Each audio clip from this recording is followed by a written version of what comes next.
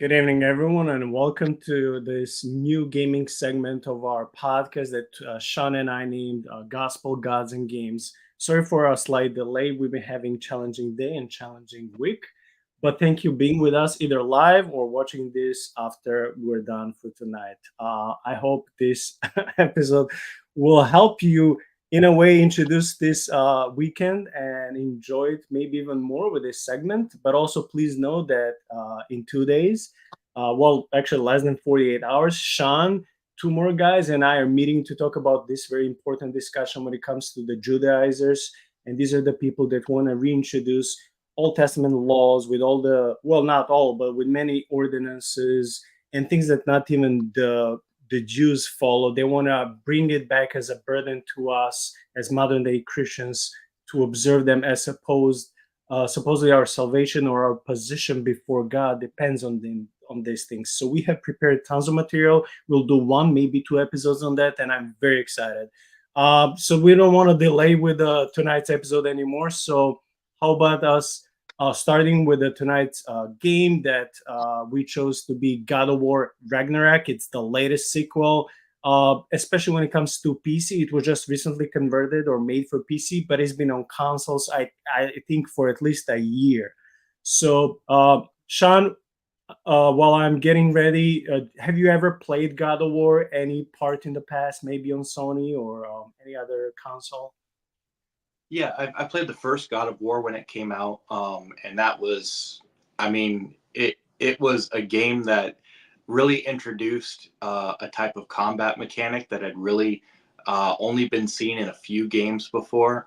Dante's Inferno, I think, was the first one that introduced that kind of combat mechanic. But it was just so fun and immersive, and there was so much going on. It's not clunky at all. Everything just kind of comes together seamlessly. I played the first one. The second one, I think that I watched a walkthrough for. And God of War Ragnarok, I believe that I've played a little bit of that on my brother in law's PlayStation. And from what I played, it is true to the God of War franchise. It is just a wonderful experience. Everything just seems to flow really well. And in this game, you also get a sidekick, which happens to be the son of Kratos. And he has, I believe it's a bow and arrow that he gets to use, which is really interesting to introduce range attacks to such a melee heavy franchise. But no, I love this game. I love this franchise. Everything about this God of War is definitely a staple for the gaming community. I just want to say this is the background for those people who are not used to Game of War. The earlier parts were primarily focused on Greek mythology, and then starting recently, they switched to Nordic mythology. So this episode has Thor and creatures and elements and beasts coming from Nordic mythology. So the latest sequel, I guess, they don't have that much material to draw anymore from Greek mythology. So now they're switching, making sequels when it comes to covering other people's beliefs and myths, which is fine with us. That being said, we'll be sharing the link again from our friends from MKIceAndFire. They're 3.99 million subscribers. So maybe your sub, in order to help them, will be the 4th million sub. I just want to thank them because these guys are like, I don't know if they sleep. Every game they cover, every game. I mean, look, this video has 20 hours of gaming. Of course, the guy didn't play everything at once, but I mean, it's a big congratulations to someone who actually sat down, finished the game, put all these videos together into one, and uploaded. This video easily could be, I don't know, maybe 100 gigabytes. I don't know. I'm just giving an example. This is insane. So I just want to say thank you, whoever you are. Yeah. Okay. Let's start. And because it's getting a little bit late here, at least in Illinois, I'm going to put 1.5 speed and we'll see how that goes, at least when it comes to beginning.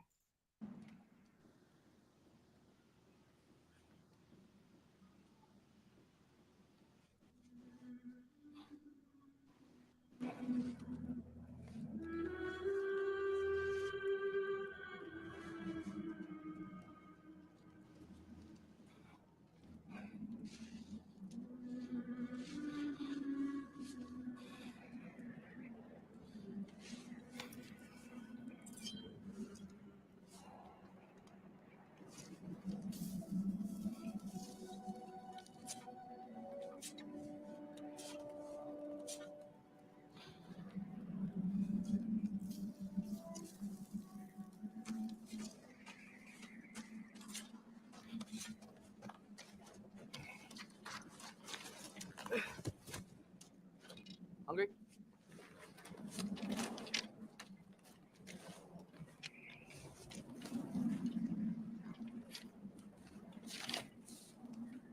What's next? Oh. The storm is getting worse. I'll get them ready.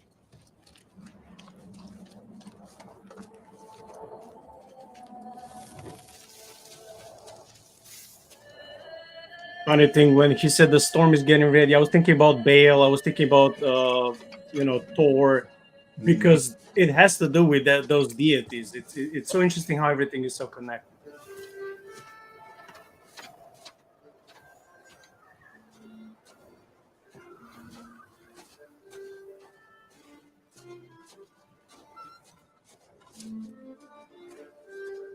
Also, Shaun, I don't know if you noticed, but there's something about ice and snow and cold weather.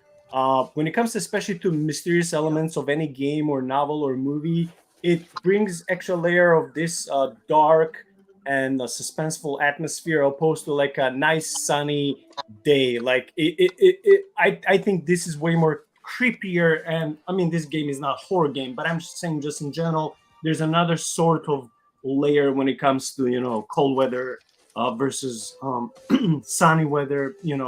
How is that emphasized in different types of art and entertainment? Well, so snow is kind of like, if you think of a marsh or if you think of mist, you have water that has kind of overcome the land. So it's water outside of its bounds, and water represents chaos. And so in a snow-covered land, you have water that has conquered all of the dry land. And so this is a place where you associate the idea that the chaotic or the dark, mysterious, the spiritual, they can just reign here because it is that which is chaotic has overcome that which is organized.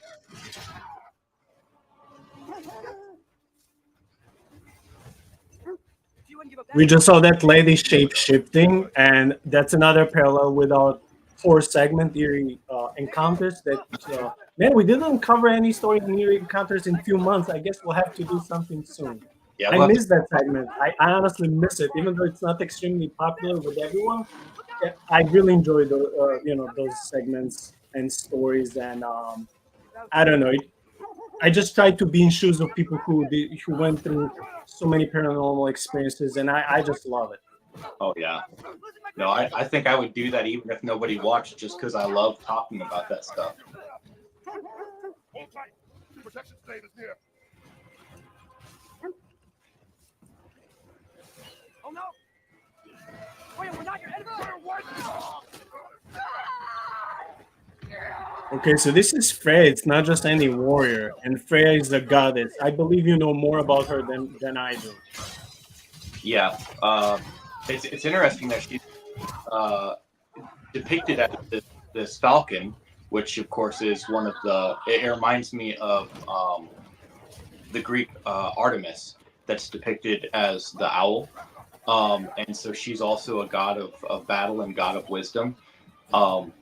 And she's also in some legends she's the queen of the Valkyries. In fact, the honorable dead, are divided. Odin gets half and Freya gets half. I'm sorry I couldn't take the shot. I did not wish you to. Keep hoping she'll let it go. So is she like Son, there is no equivalent to Odin in power? So she is. I guess killing Baldur really did bring on. I don't. Stop snowing after that day. For the Norse, their power scale is kind of different. Odin has the power he does because of his wisdom. But I think that Freya, being a Vanir, her brother is king of the elves. I think that you would be hard pressed to say that any of the Aesir could defeat them.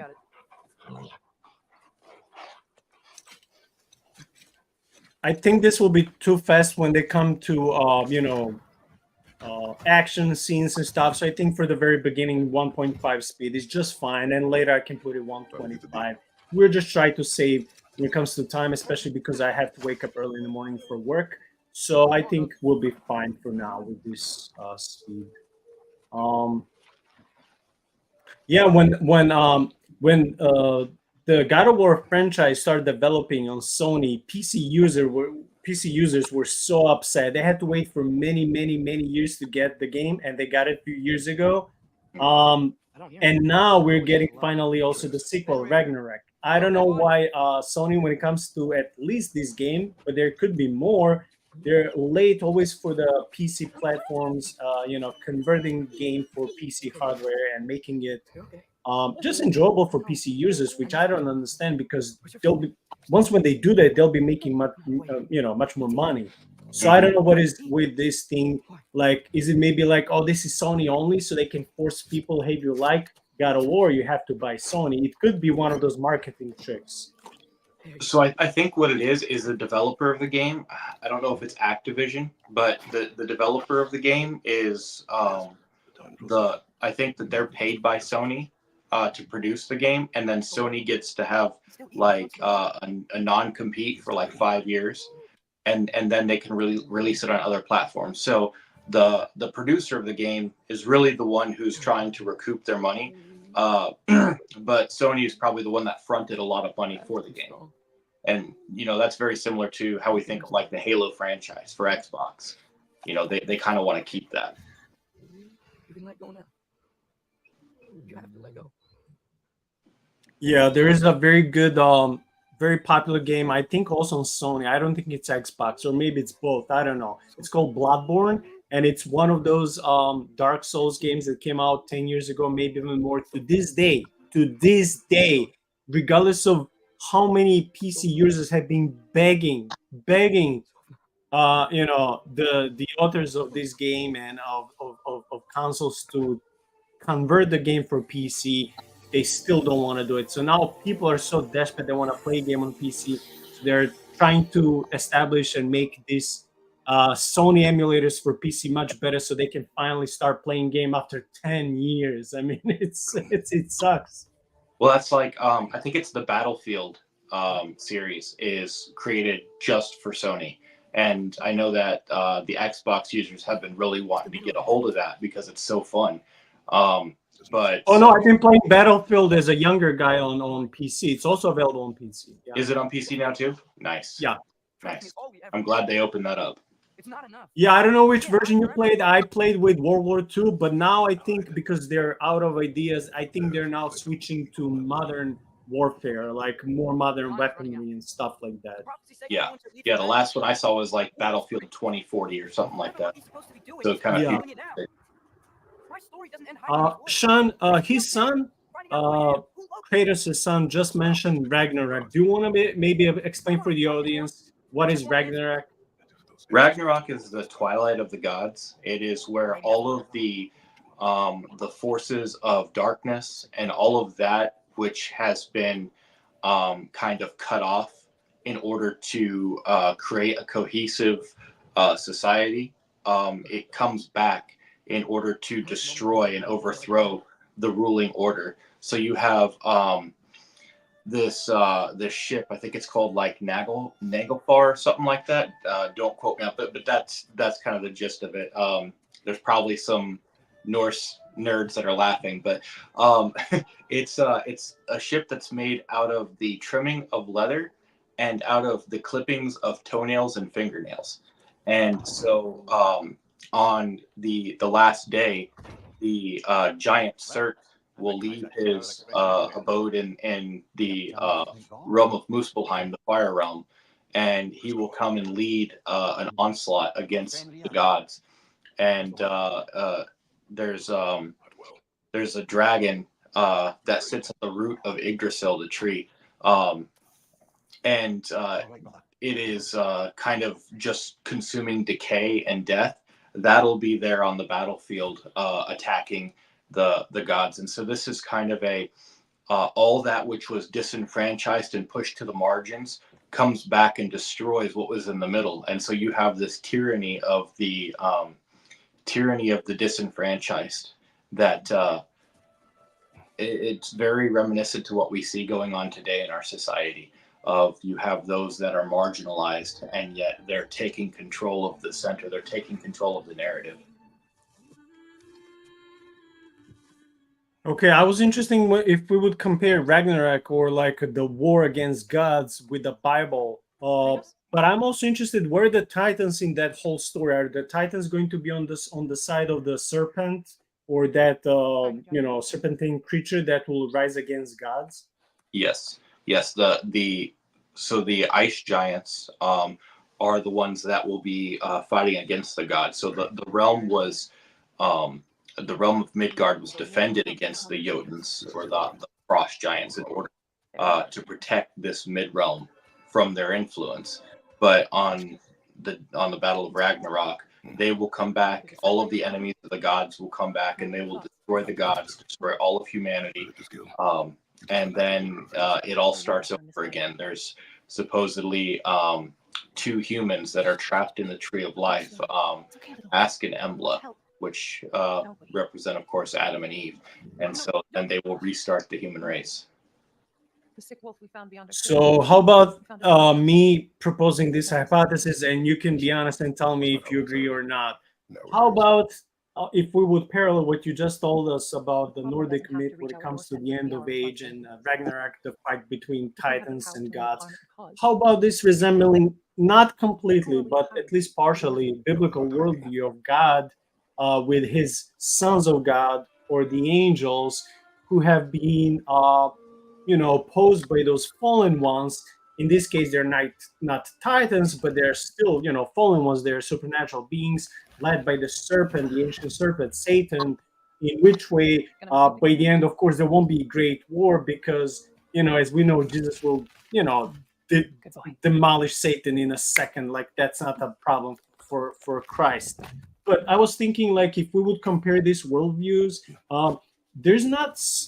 I mean, at least in this story, there's not a huge difference, except that there are no titans, but there are fallen sons of God, and there are no other gods except Yahweh, but His sons of God. So, except that, everything else sounds pretty much the same when it comes to Ragnarok and what we read in Revelation. Yeah, and of course I think that's the story across all cultures is that there will be a final battle between the forces of good and the forces of evil. It just so happens that those who portray themselves as being, I don't think they portray themselves as being good, but those who portray themselves as the forces of order are the ones who end up losing in that battle, which I think kind of shows what kind of spirits were in contact with humans at that time. Where they know that in the final battle they lose. Yeah, like you said, some of the stuff are very prevalent in ancient myths and cultures that necessarily have some resemblance with the Bible. And we're not going to go into some conspiracy saying, well, these people took from these people. I think it has more to do with our common ancestors who, once when they were witnessing certain things, and let's mention the flood, and they dispersed throughout the globe. They brought so many tales and so much of their history and tradition with themselves. And as they were telling to their, to their children and grandchildren, something's inevitably changed. But the core is there that we can see being resembled in so many different nations and myths. And I think we can use, even though C.S. Lewis and Tolkien did not say for all these gods and titans and stuff that this is myth. They say that Jesus is the true myth. But I think there's portion of all these myths that we can say it is true. I mean, eventually, yes, it had to be altered, it had to be changed to a certain degree. But I would say that we see a lot of these things being similar, and I don't think it's just a coincidence. So for me, as someone who likes to explore mythologies, ancient Near East, biblical worldview, think just in general cultures and nations that were there before Christ, it's just amazing how many similarities they have throughout all different continents, including the Most High God. So I'm just looking forward to learn more when it comes to the lore of God of War Ragnarok as we are, as we continue watching.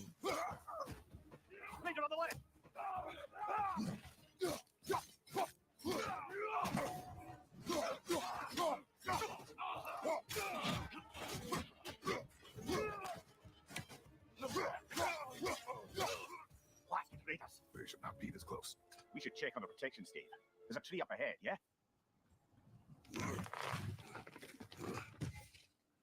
Well, You were right. The state is broken. explains our trespassers. What happened here?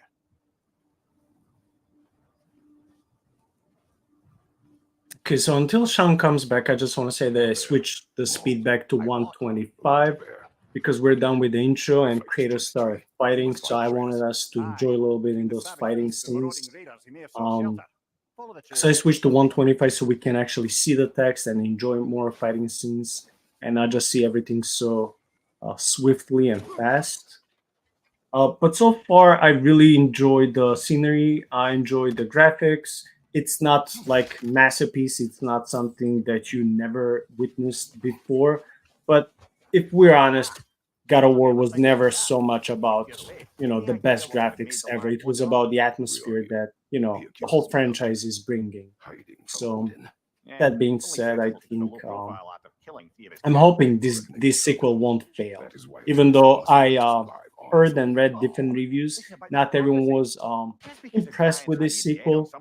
But to me, I do not believe in I don't prophecies. think, at least so far, that it looks like a failure. But we'll see.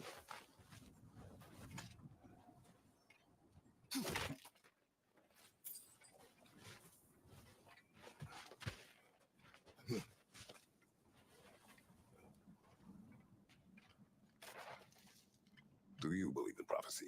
I'm skeptical by nature, though we have seen things that defy explanation. So, speaking as the smartest man alive, I have no bloody idea. That is funny when he said, "Do you believe in prophecy?" and the other guy said, "I'm skeptical by nature." That's me. I was always skeptical even before coming to Christ. But including my religious days, there's still times and days when I can say that, I doubt certain things or that I'm not sure or that I'm skeptical if it comes to their fruition or how will they unwrap and happen. Um, you know, like Shaun and I were just talking about those ear encounter segment that we talk about paranormal experiences that people go through. I enjoy them, but that doesn't mean I believe them or that I believe everything we read. We just like covering different things on the podcast, including with the guests that we have. Who am I to negate things that are happening in their lives? But again, just like in the case of Kratos, and when he was talking about prophecies, one can only know to the certain degree. So when he said that he's skeptical by nature, I was just thinking about how that resembles myself.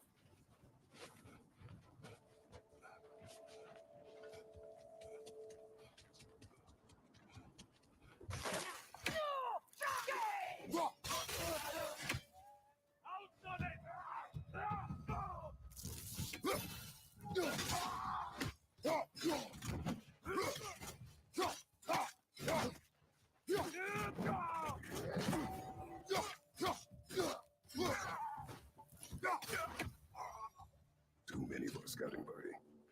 They must have a camp nearby. I know what you're thinking, brother. That Atreus can handle himself. You've taught him well. So he keeps telling me.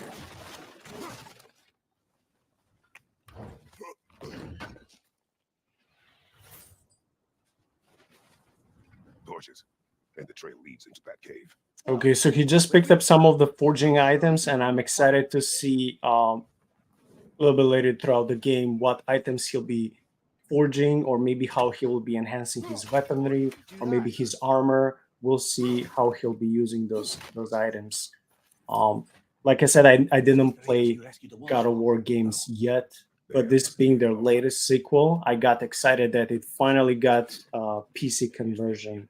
So that's why Shaun and I decided to just assess and analyze this game for tonight, especially when it comes to from religious and biblical perspective and worldview.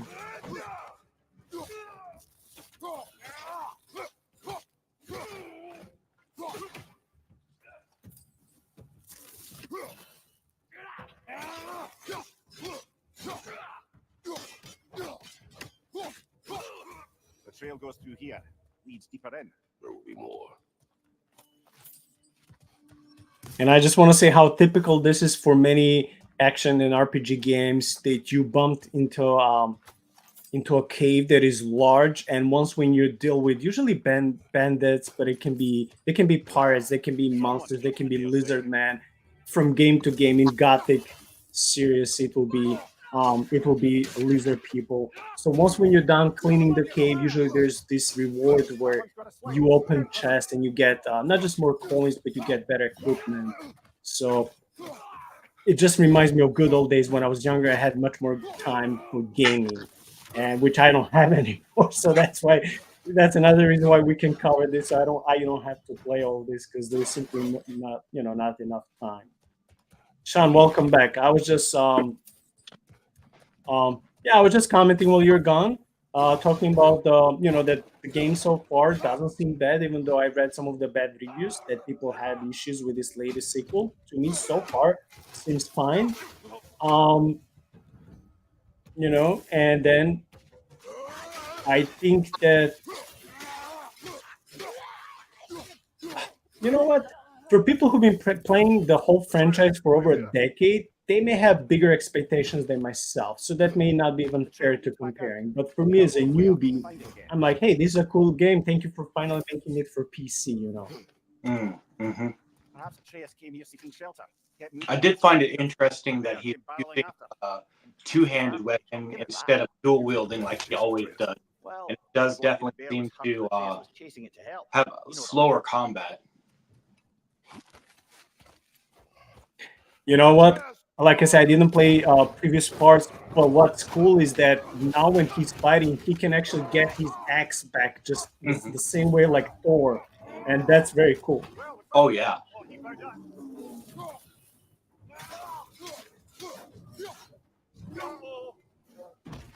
So the bear's name is Bjorn. I love the name. Now, do you happen to know, because I'm not really very well educated on Slavic mythology, I know that Perun's axe is like a big symbol. Does he also throw his axe, or is it just like a large two-handed weapon? So when it comes to Perun, I don't know that he has any weaponry, to be honest. I just know that he's the god of sky, and he opposes Veles, who is the god of the underground, which is again a very similar motif in so many old mythologies and stories. So they're like always at war. You have this tonic underground deity, and you have Perun, who is like god of thunder and weather, and I don't know if he's the god of something else more, maybe weather, sun, cycles in nature. I'm not sure, but honestly, I'm not sure when it comes to his weaponry.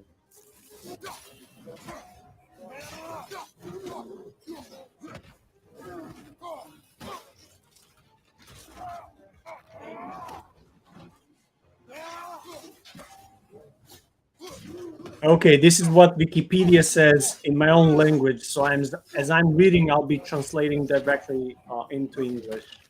So it could be that he was a main deity when it comes to the ancient Slavic tribes. His main day was Thursday. He had his own plant dedicated to him, but also an oak tree. The root of his name means slam or hit hard. So that shows, I guess, his might and power. He was a god of thunder. He was popular among different Slavic tribes.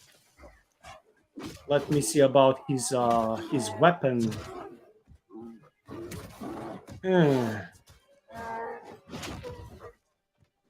Okay, he said that they found some image in Kiev that comes from year 1980 AD, where Perun was portrayed with gray hair and blue mustache, and he was imagined the same like Zeus and Thor, to be riding a chariot. That's so funny because that's so similar to Baal and Yahweh, right?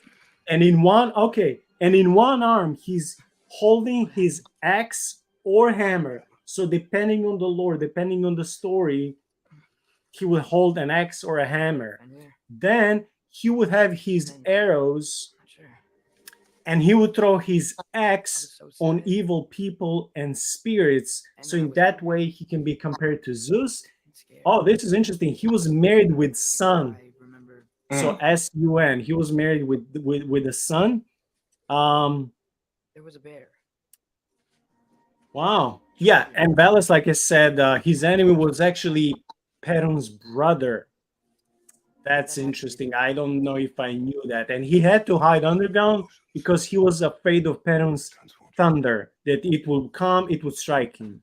So that's very interesting. So Perun was the god or ruler of the sky, thunder, and lightning. And Veles, his brother, was the god of underground, water, and he would share with Perun the sun. That's very interesting.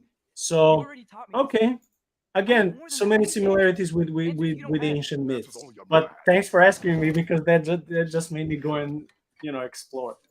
You know, it's super interesting because in almost every culture, the sun is personified as a male deity and the moon as a female. And the only exception that I know was Norse mythology, where the sun, Suna, is female and Mani, the moon, is male. But it sounds like in Slavic, it's also the sun is female. Well, depending from language to language. In my language, sun is it. It's not he, it's not she. It's neuter. But I don't know Russian, I don't know Lithuanian, I don't know Ukrainian, I don't know Bulgarian. It could be different. In my language, it's it. It's not he or she. So Right. I can't make the definite statement or conclusion because, even though it's the same group of language, everyone has their own grammar. Yeah. And it's interesting that his day was Thursday, which is, of course, Thor's day. Yes, I was just about to say that's another resemblance between mythologies. Yeah.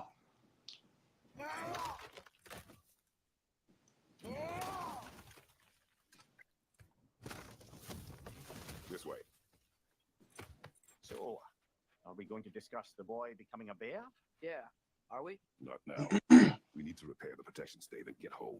Well, and I was just thinking, in the biblical motif, you have Well, so in Slavic, and of course also in the Norse, you have the Thunderer, the sky god, who is at war with the god of the underworld.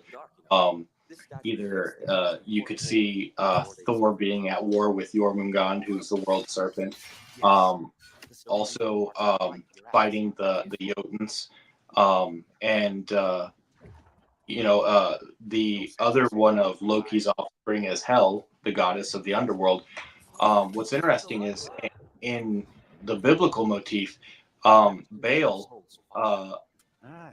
according to Sumerian theology, Baal is not only the thunderer and the sky god, but he's also the god of the underworld, right? He won his battle and he chose to be the god of the underworld, which isn't really how that goes in every other mythology. The one who loses is given the underworld. But when Jesus claims to be the one who comes on the clouds of heaven, he's at that point called the Lord of the living and the dead. So he's taking that title for himself, which is really interesting that you no longer have the separation of sky god and god of the underworld. Yeah, and unlike the god of the Bible, all these different gods, they had their own realms. Okay, you deal with the underground, I'll deal with water, or I'll deal with sky, or I'll deal with mountains, you deal with valleys. But Yahweh is the God of everything. You can't escape him. There's no realm that he's like, oh, that's too far from you. That's unreachable. It's completely different. But you know what I was thinking when you were mentioning about, similarities among mythologies, and these sky deities, attacking chthonic or underground deities, and having serpent. You know what's funny? In all these mythologies, no one had to tell them that serpent was evil. They kind of Right. knew it. Like they kind of knew it instinctively. This is the main bad dude. Like this is you should not mess up with serpents. So of course they knew that not everything about snakes was bad. I don't know if the ancient people knew how to take the poison out, maybe make antidotes or use it in God knows what purposes. I'm not saying that they didn't know stuff. I'm just saying that they knew that these demonic spirits that would resemble snakes, that they were not good. It's so funny because it's somehow in yourself, that this reptilian creature is not on your side. Right. It gets a little bit more confused, I think, when you get into like the Middle Eastern and Indian cultures where the serpents are seen as guardians, so both good and evil. But I think the Bible has that with the seraphim, that they're guardians, and so maybe they're not evil, but they're definitely not something you want to deal with. Those were just the foot soldiers. You'll get more dangerous. Yeah, and there's so much we don't know, but if Dr. Heisers and some other Old Testament scholars, understanding of first three chapters of Genesis is true, that the devil is the fallen seraphim, then there are good and bad seraphim, just like good and bad watchers from Genesis 6 and First Enoch and elsewhere. So I guess anyone just like us today has ability to be either loyal to Yahweh or to fall off. And when you fall off, you don't lose your divine or semi-divine abilities. You just use them for dark purposes, so to speak. Right. But they still exist, and they're still not, even though they're defeated, God still allowed them to a certain degree to have some dominions and use or abuse their powers. But of course, their ending is coming, just like with Ragnarok. The day is coming, the day of reckoning, when, if I can use this game's title and this topic for tonight, when Jesus will be dealing with gods of this world and of this cosmos, and he'll defeat him. But he won't have to go like Kratos. He won't have to go, and fight and sweat and bleed. He'll just snap, maybe even better and faster than Thanos. In Marvel universe, and he'll just defeat him. It says in the Bible, but of course that's imagery, that he'll defeat him with a sword coming from his mouth, which is, again, it's symbolic. I don't know how that will look like, and no one knows. But it just shows that it won't be an equal fight like Jesus and the devil. It will be like nothing compared to Creator. It's not even a fight. Right. Well, and so I wonder if that imagery of the sword coming from his mouth is that the weapon of Yahweh is his word, that what he says comes to pass. And so he'll defeat all the forces of darkness with his word, because his saying is his doing. And what he decrees has to come. Which reminds me, when when you watch horror movies made by true stories, or when you read true stories of exorcism, demons don't like when you quote the Bible to them. There's something about it that they're screaming. They start, the body of the person they possess start jerking and twitching even more. They can't handle the Bible too much. It just hurts them. I was listening to a Catholic exorcist that was explaining how the demons respond to them. And he said that it's so interesting because the demons, they have to obey certain commands, and other ones they're allowed to disobey. And the entire time you see them like legalistically, like, can I do this? They basically have to ask God's permission for what they're allowed to do and what they're not allowed to do.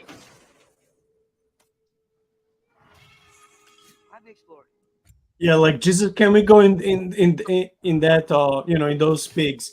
Right. And again, this is why theologians say, and there are actually whole books written on this topic, that the devil is God's devil. That doesn't mean that God is telling the devil to do evil stuff, but that means that the devil can do only so much because he's on the leash that God has on him. The devil is not this like divine rebel that is unmatched and he can just do whatever he wants, only to a certain degree. And that's encouraging for us. Mm-hmm. Absolutely. Excellent. Let's continue our set, yes? So not to foreshadow our next conversation too much, but the demons going into the pigs, does that mean that you can't eat any pork? Wow. Maybe not those pigs, but today's pigs. Right. Yes, I do eat pork sometimes, and I feel no guilt about it. So that's where you say tune in 48 hours to find out. Hey Nathan, thank you so much. You're the first person who commented for tonight, brother. Thank you so much. I don't know you, we don't know you, but thank you so much. This is a new segment that we've been doing.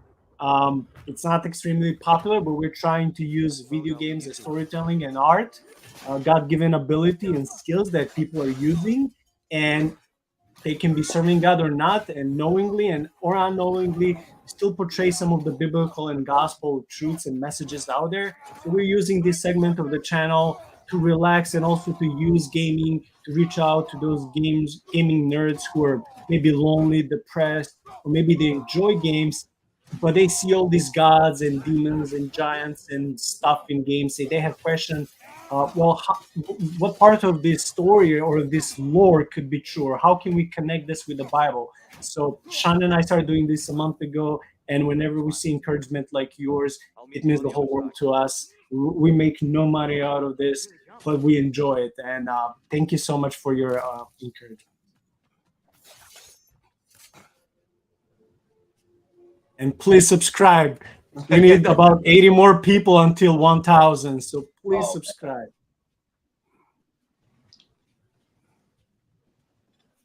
Amen. That's true. Amen. Yeah, he's gonna like this channel. Yeah, we covered 3 games so far, and we're thinking about next Friday to switch from action games to Sherlock Holmes versus Cthulhu.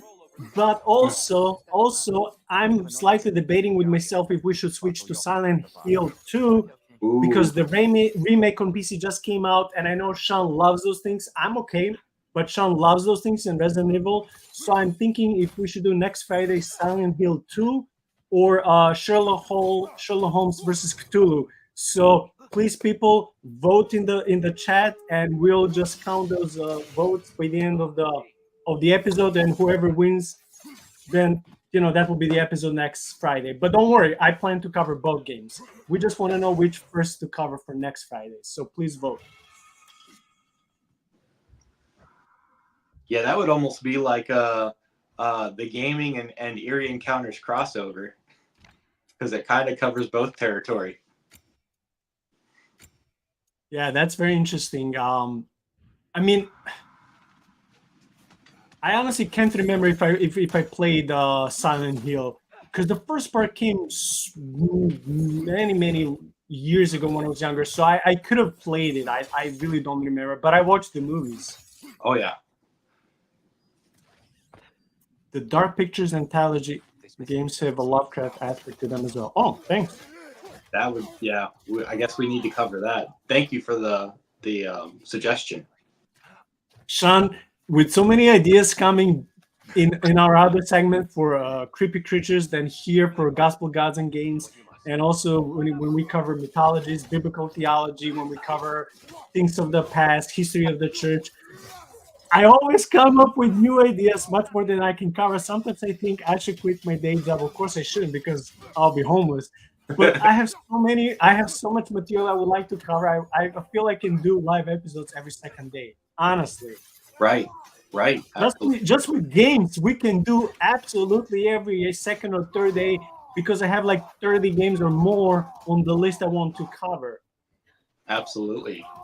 Yeah. And then that's not even getting into, the tabletop lore and stuff like that. That's a whole genre in and of itself that is so rich. Trust me, that's also on my list. I've been trying to reach out to 1 or 2 Christian board games producers, makers. One still didn't finish his game. He was a little bit shy. Another one, I'm trying to get to him. So I'm trying, but it's not always easy to find, certain guests on the channel. Have you heard of the Deliverance game? Almost there. I'm sorry. I just want to say, brother, I was just talking about you. Fate Force Games. this brother is making Christian board games. So funny. I was just talking about this, and he shows up. Boom. That's amazing. He's like a genie from the bottle. You just mentioned, or do this, he shows up. I wish he can tell us, brother. Please share your website so people can support your work. Absolutely. Your website, your Facebook page, something.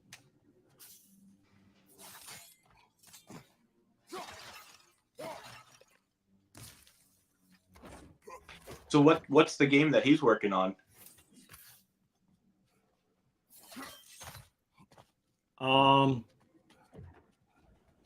He didn't finish it, but I occasionally, this guy Fate Forge Games, I follow his Facebook page, and occasionally where he posts his PDFs or screenshots or textual updates, everything looks so professional, so good. Like it's I think it's a religious slash fantasy action game, but I don't know more than that because it's not done, and I don't want to speak something that it may not be true. So hopefully he can say more. Oh, what would be so cool is if he produced like a demo and we could play it live and review it on the channel under a segment, and like pitch it to people like, hey, this is a game, this guy's been working on it, it's awesome, give an honest review. Yeah, I'll be fine with that, or maybe if he can do that, brother, if you're watching this, if the material you have at home, if you want to show us and we can host you, and you can, at least from your own home or from your own store, you can show us how figurines and the board look like, and tell us something about your world building, so we can hopefully promote your business for free. I'll be happy to do it. Oh, yeah. We need more Christian creators. Absolutely.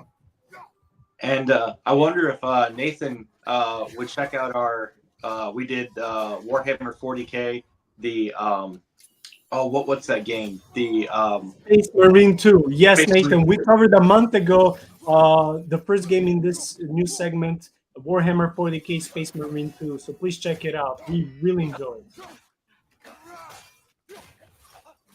Sorry, Shaun, I don't know what you want to say. Sorry for cutting you off. No, that I was looking for the title. I was like, Warhammer 40K, what was it called?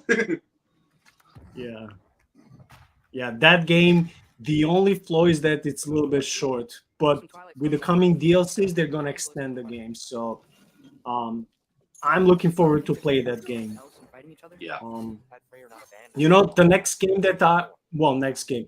One of the games I would also like to cover will be Alan Wake 2, which is an action supernatural game with this detective that I think he has supernatural abilities. So I think that will be very interesting for us, Shaun, because it will encompass so many things that we cover on the channel. And also there's this video game with a nun that is deceived by listening to the devil's voice. So she's either deceived or possessed, and it's like a dark video game. So I want to cover that video game, not because it's dark, but because there's so many religious elements we can learn from her life, especially from this part where one can be easily deceived by listening to the Satan's voice. So that's also a game I want to cover. I have so many games, really. I have the whole list. Oh, man.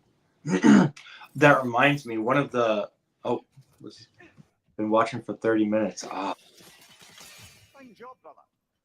One of the games that I would like to look at, and I think it's on Kickstarter right now, I don't know if they have a playable version yet, is Deliverance. And it's a game where you get to play like an angel. Yes. Yes, I wanted to buy that game, but it's expensive. So I'm like, okay, let's wait. I know. Yes. And you know what? I was just reading an article yesterday about it, how so many YouTube channels that cover board games who are anti-Christian, extremely liberal, they've been mocking this game and telling the audience, the customers, not to support this Christian game. So I had a guy writing a whole article about this, or maybe even making a video, I forgot, on his YouTube channel, who's a Christian, but is covering board games, and he said how unfair that is. But Deliverance still got tons of money, so I think their project will be backed up. Okay, let me just read what our brother said about his own board game. Yes. 4 different settings, antediluvian, which is before the flood tribulation. Perfect. Which is after the rapture. I have one called Cryptic Quest and one called Vapor, which is space oriented. Cool. Let's do that. Yeah, man. Just let us know any Friday or Sunday, either throughout October or November. Please, you can either comment, on the my Facebook accounts and Facebook page. So please just leave your contact info for something there, so we'll find you. It's not exactly a board game. It's a Christian replacement for Dungeons and Dragons. Okay. Oh, it'd be so cool is if we could get like he could make like pre-made character sheets or something, and then we could get on like a 4-way with me, you, Davidson, and Troy, and just have a session playing it and reviewing it and seeing how the mechanics work and stuff. Oh, I would love that. And of course, free advertising for an awesome Christian game. Yeah, I'm open to any suggestion and collab with different Christian artists. Because I had people helping me for free, people who didn't even know me, they will meet me online and help me with different things when I was starting the channel. So if I can help others, why not? That's why we're here. Absolutely. Praise God. Many times. She was plagued by constant visions, so conversation was difficult, to say the least.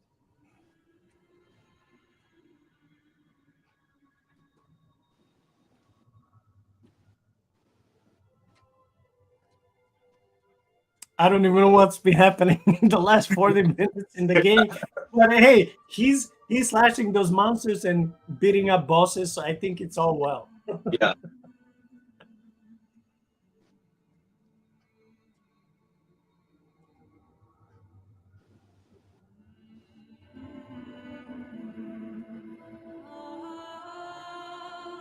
Like the pillar of the light in the Old Testament, huh? Oh yeah. Yeah. What are you doing? And his son is, Dad, don't touch it, you'll die, because Yahweh is a holy God and you're not. Father, she's I actually have a meme someone made how Kratos is bowing down and praying to Jesus. Oh, that's epic. That's epic.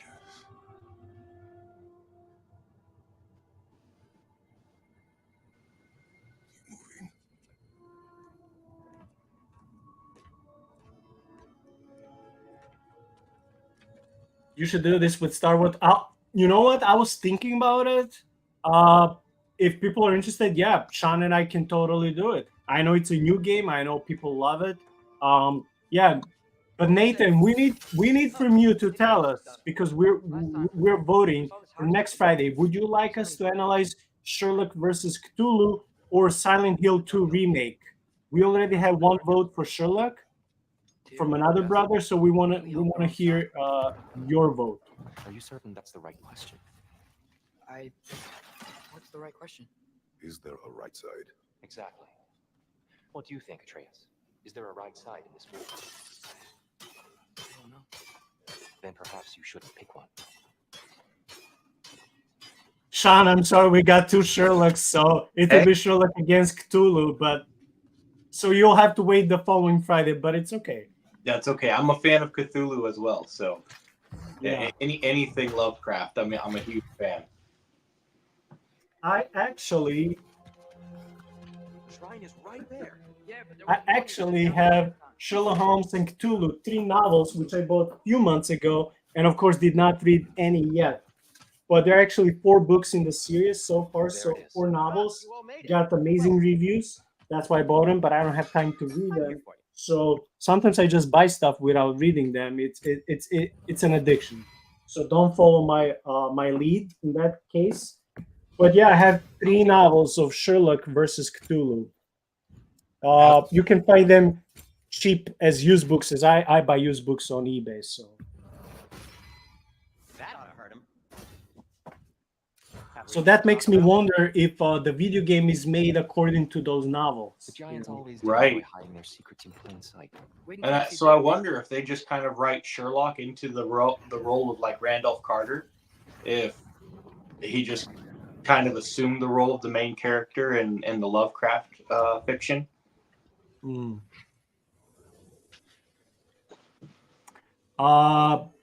The brother said the text delay is about 5 minutes behind Here we have too. Groa's search I for her don't missing know what do husband. you mean.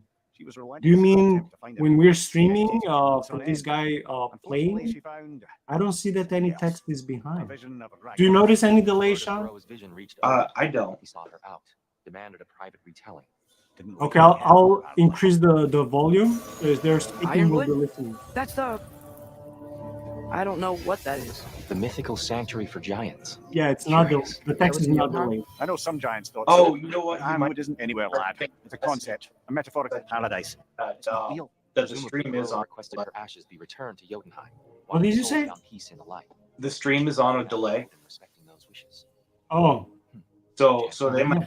send messages and we're not getting them until a couple minutes later. You assume too much. Oh, There's okay, no okay, reason to okay, be okay, distracting so okay. Yeah, early. I mean, Prophecies are slippery by nature. on our side, everything is okay. Although So I some are hope more that will obvious get than others. fixed by itself. Sorry for that. Aye, the end of everything. So this is Okay, it. soon I'll switch to What the do you do to stop it? part where Why else is this hidden? there'll be a fight against Frost Giant. So we Mhm. have We saw 2 more minutes in this segment, fighting in Ragnarok. and then I'll switch I to don't. Frost Giant fight. What's this then? That's new. That's that it's destroyed.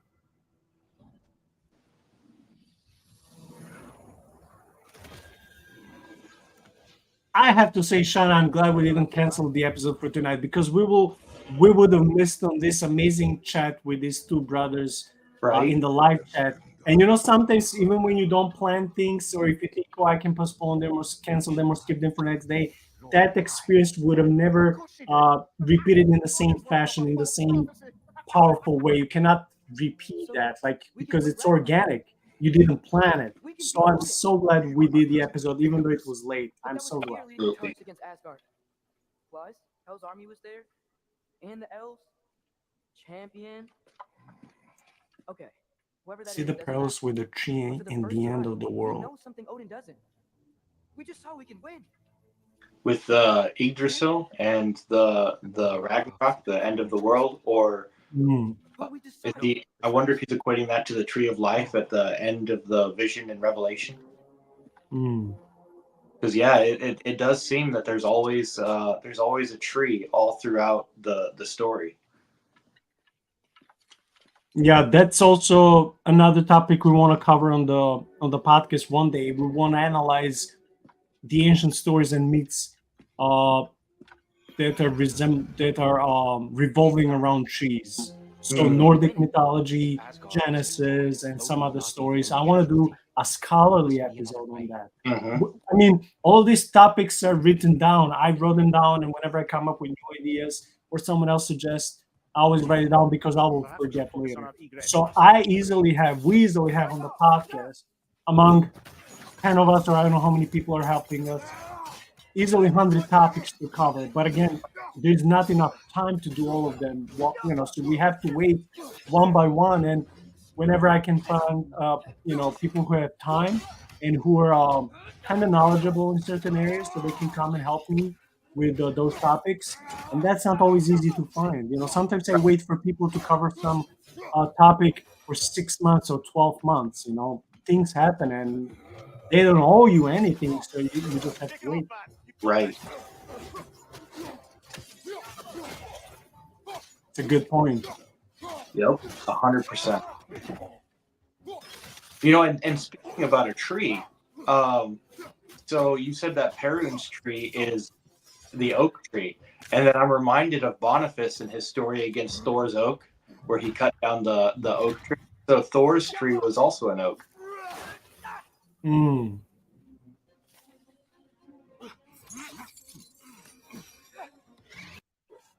Good boys.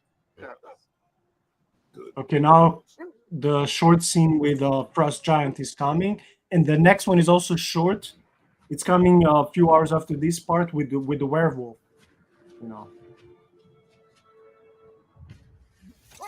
It's interesting he's got two wolf dogs because Odin also has two wolf dogs, Gary and Now, Freki. what about when you faced the fates of Greece? The legends I heard about the ghost of Sparta were surely exaggerated. Exaggerated. Or not in the brazen bloodshed righteous fury part. The part where it said you travelled back in time itself to win a battle. Yeah. It's strange credulity, obviously. I mean, If there's any delay, I don't know if it's up to StreamYard, which is the service I pay to stream all these episodes. I don't know if it's up to YouTube or StreamYard, but on my part, everything seems to be okay. At least I'm thankful we can communicate, That's the most you know. dangerous and irresponsible thing I've ever heard. These Norns have no such magic, nor does anyone in these realms that I've ever seen. Ah, can you imagine? If it existed, Odin would have it. And if Odin had it, we'd be 5 shades more fucked than we are already. I would not ask them to change the past, even if they could. Hold that thought. I think I hear something sizable.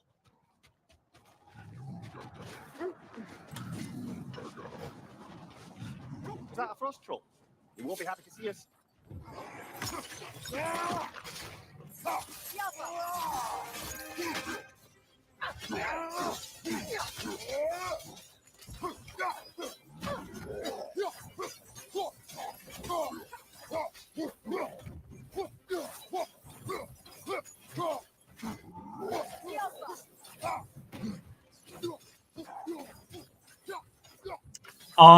Yes, I don't know the whole story when it comes to the ancient Chinese monotheism, but Shaun and I were talking about the very same thing either last weekend or the weekend before that. How and there are even books written by scholars on this topic. How God, the same way like Paul was explaining in Romans 1, that God would use different tools, including nature, dreams, prophecies, whatever, to reveal himself as the main deity, as the Most High God to the ancient people.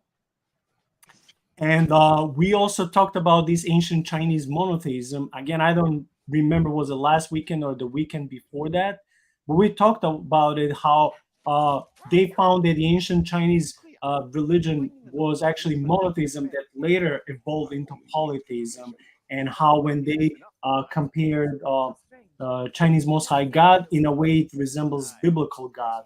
So that's related with what you're saying about their characters. Yeah, it was kind of prophecy or a narrative, something like that sounded very biblical, but I can't remember because I read a lot and I forget a lot. Yeah, like I know the character in Chinese for garden is like a man, a woman, and a tree. So yeah, I've seen some of that, which is really cool. And I think it was 2 weeks ago we talked about it when we covered Wukong. Yes, because Wukong is coming from China, and we were comparing Wukong's mythology, which is polytheistic, and then we said, "Oh, remember that Chinese original religion was monotheistic." Yep. Good memory. Yes, yes. 2 weeks ago, yes.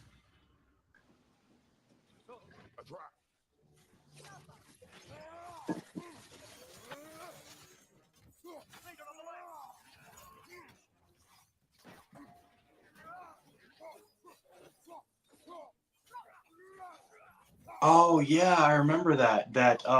It was wasn't it a Chinese astrologer said something about the one man has taken the hate of all the world on himself, and it was like at the or right around the time that Christ had died, and then I think was a Greek astrologer who was talking about the was it a period of 3 hours that the sun hadn't given his light, so it was like there's just all this corroboration going on.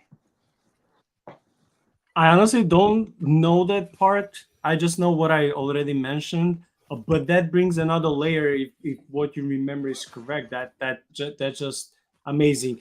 By the way, I said I skipped this part so we can just see this fight scene with the werewolf. Because Shaun, you and I, for those who don't know, Shaun and I have been covering another segment called Creepy Creatures, and we covered so many shapeshifters, so many skinwalkers, so many different monsters and spirits that, of course, we don't know if all these stories are true. We just compile the stories from eyewitnesses that are supposedly true, but many of them are coming from dogmen, werewolves, and things of that sort.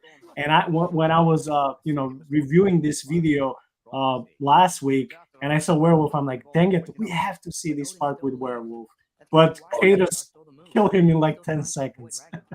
Yeah, and the Norse, I wouldn't even say the Norse myths, but the Norse, the folk mind, there was a type of warrior called the Ulfhednar, and they were a shapeshifter that could transform into a wolfman. Yeah, I would agree. Yeah, Nathan said that dragons weren't just fire breathers too.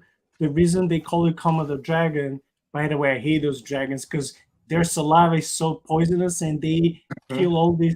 Well, not. I mean, not everything they eat is livestock, but I feel so bad when I see videos of those, innocent livestock animals that can't defend themselves.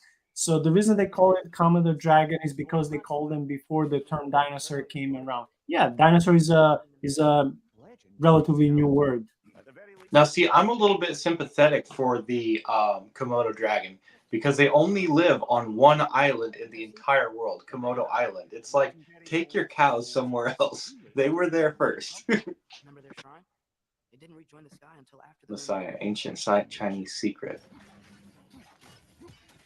Does that mean that Messiah like means ancient secret in Chinese, or I'm not sure, but I would really love to dig into that.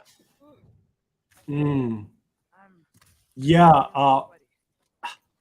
maybe in a way like an ancient prophecy that not everyone knows about it. I don't know. By the way, I want to say that the guy behind Faith Unaltered has almost 5,000 subscribers. So go and click and subscribe on his YouTube channel. That's our friend Joshua Davidson, and he'll be one with Shaun, one more guy, and myself this coming Sunday in less than 48 hours, talking about Judaizers and modern day legalistic people who want to impose the observance of Sabbath, many other things, and who would say that Christmas and Easter are pagan and all these things. We have material for easily 3 hours, so please support Joshua and support this channel as well. So yeah, this whole night is like, please subscribe to this person, please, support the business of our Christian brother, please do this. It's like the whole evening is like that, but I love it. Absolutely, yeah. We gotta support our Christian creators.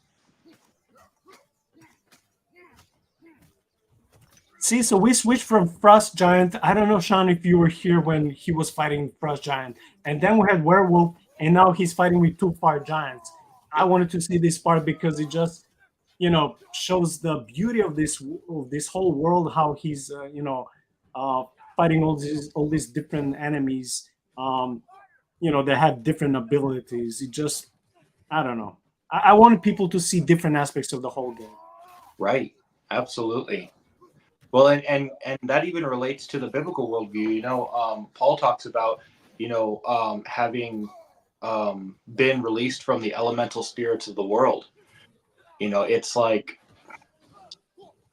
the elemental spirits. There's something to that. There's more in our cosmography than just angels and demons. Not necessarily that there's like a neutral party, but there's more. It's not just a single taxonomy. Speaking of pagan holidays, I still don't know how I should feel about Halloween.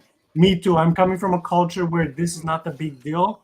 I didn't grow up with that, so for me, I'm like, and also I'm introverted, so I don't care about holidays in general. But I mean, there are Christian scholars who are dissecting this and saying that it actually doesn't have to do much with, was it Samhain? I don't know how it's pronounced, that old German pagan holiday. Yeah. Well, so Halloween, and I think it's Michael Jones who has a great video on this, right? Halloween is an American holiday. Like it was something that came around in the 1920s. It's an Americanization of All Saints Day, which is a Christian holiday. It's a Catholic Christian holiday, but all of the trappings of Halloween are specific to North America. And so it's just something that it's something that we do, and we've really exported elsewhere. But none of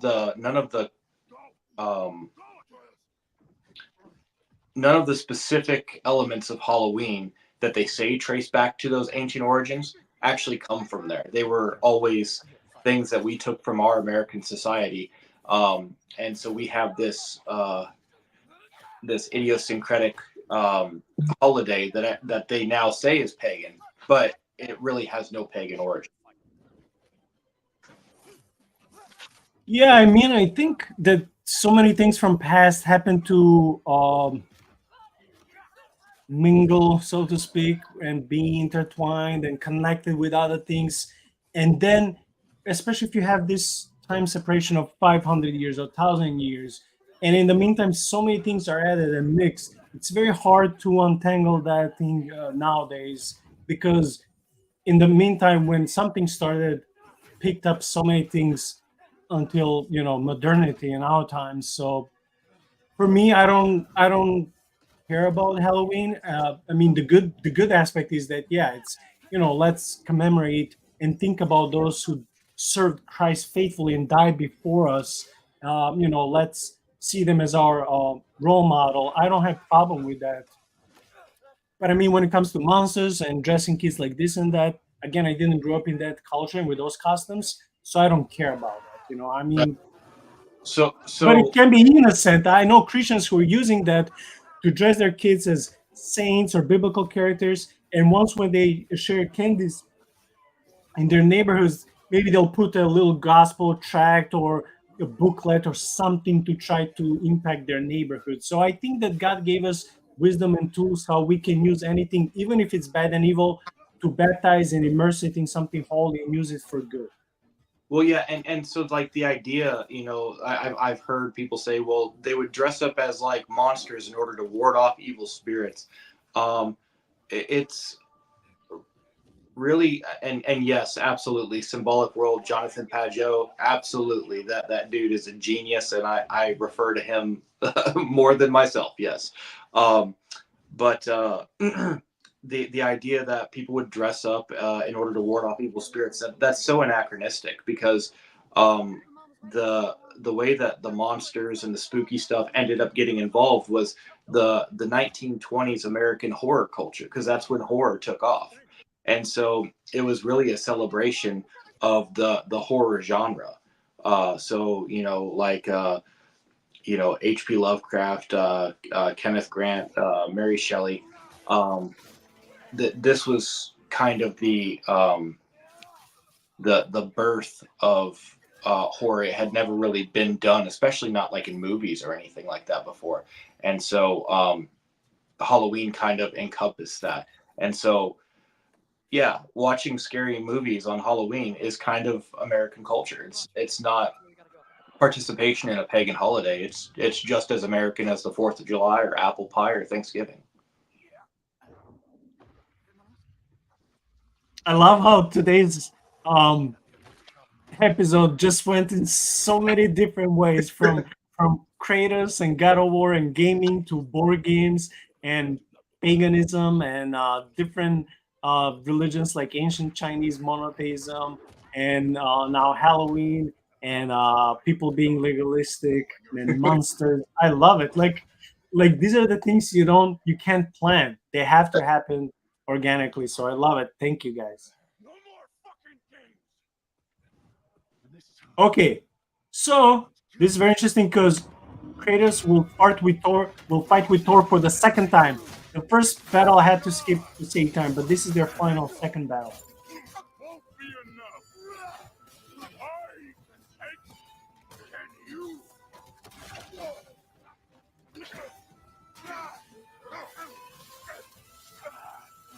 Shaun, you can tell that this Thor is not actually Marvel's Thor. It's not like a six-pack, you're a handsome Yeah. guy. This is the guy who spends time probably in taverns drinking ale all the time and chasing girls. Right. Well, I mean, and if you think before we had access to, like gyms and low carb diets and all that, if you were a really strong guy, you weren't skinny, right? Because you had to eat the calories to keep up that body mass. So that's probably a fairly accurate presentation of what a Viking would think that a really strong person would look like. I mean, we look at the world's strongest man competition. None of those guys have a six-pack. I know I watched some of them. I forgot the guy's name because he makes funny videos. That's why I watch him. I'm not so much into that. He's a former champ. Eddie, I think something like that. Paul. He's Yeah. such a funny guy because with one another guy, they make fun of this. They think it's a fake guy from India who's Yep. like always dressed up with this. They think it's a suit that it's actually built with air. That is like no one is that walking like this, right? So I watch their videos because they're so fun. Oh yeah, yeah. Him and Brian Shaw. Yep, those are the guys.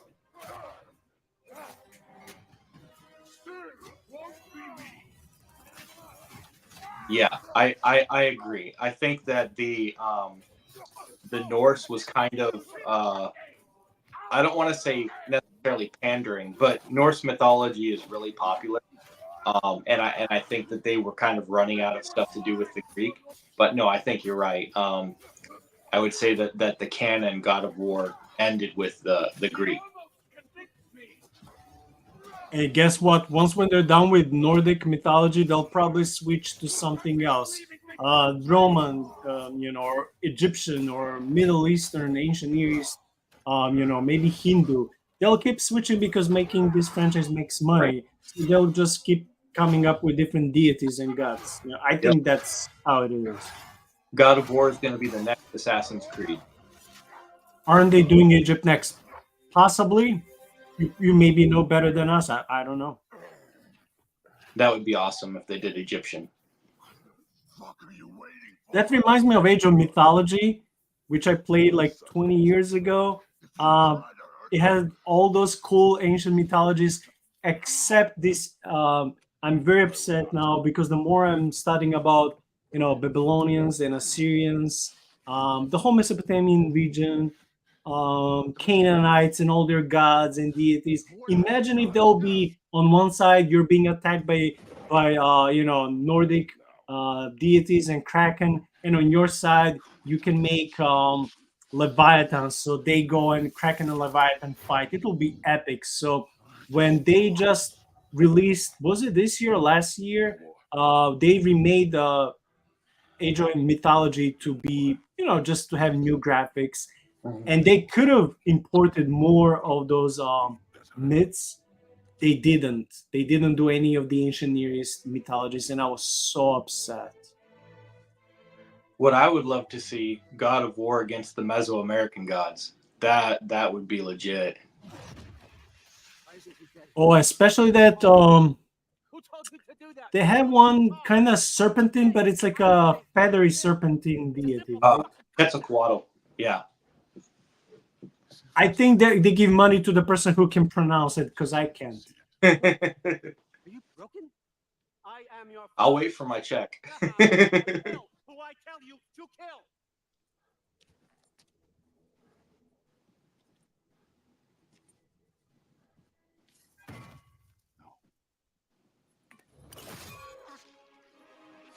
I didn't want this. I did not want this.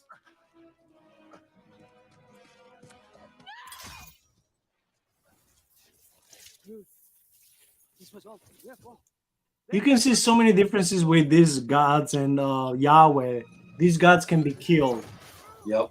And they're like, it's all like watching politicians fighting for power. It's like Yahweh is nothing like that. Right. Well, and in fact, in the Norse pantheon, so the idea was that Thor was the original chief god, but his father was Tyr, which is the god of justice and war, and that he was displaced by Odin somewhere in the 4th or 5th century.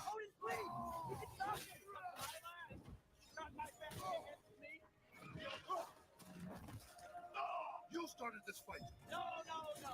This all started long before you showed up. You are a nobody. A plague, god, killer. This is what you Yeah, it makes sense if Thor and Odin are defeated in this game. So yeah, they're pretty much done with this, with the Nordic stuff. Right.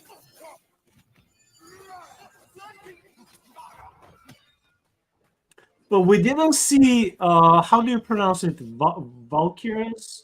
those yeah, those female divine warriors. I wish Kratos was fighting with one of them. Maybe they did, but we had to skip so many hours in between. Maybe he did. I don't know.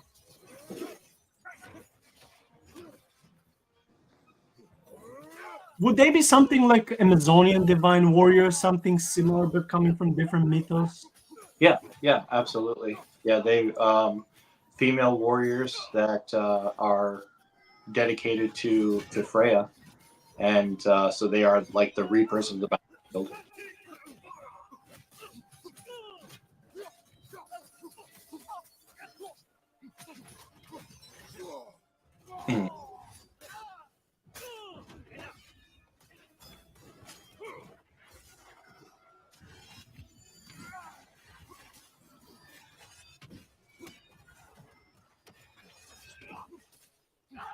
This is not how it ends.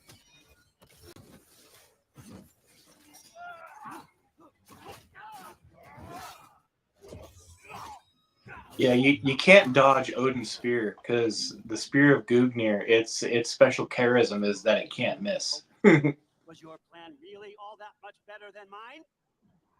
I hope you got exactly what you want. Not quite yet.